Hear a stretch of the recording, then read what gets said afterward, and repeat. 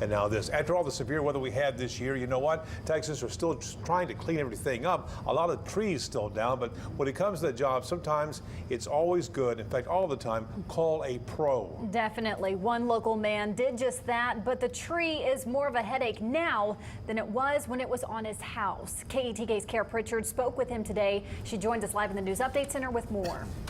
Yeah, Neil, Casey, Teller resident Michael Martin called a local tree service back in March and paid $800 for the company to cut and remove the tree.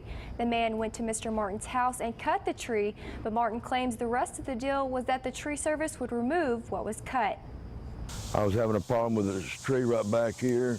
It looked like it was leaning a piece of fall through the house. Michael Martin is just one of the 11 complaints filed with the Better Business Bureau for tree services this year. Because of all of the rain and the flooding and the things that happened within East Texas this year, we have seen a lot of inquiries about these types of industries. I was afraid that the next big wind was going to knock the tree over, so I called this gentleman up to try to ask him how much it would cost to get my tree cut down and hauled off. In March, the company cut the tree, but it was too muddy to remove it. It's almost August, and the tree still sits, blocking the entrance to his house.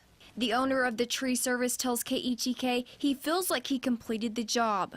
He said $800, he'll cut it off, and he'll cut it and he'll haul it off. The problem is it was a verbal agreement. Now make sure the person or company that you work with has a written contract and that you read it thoroughly so there's no surprises on the back end. And ask them questions. It's always okay to ask more questions than you may even think is necessary. I trusted him on his word, but apparently his word wasn't all good, but my check was good.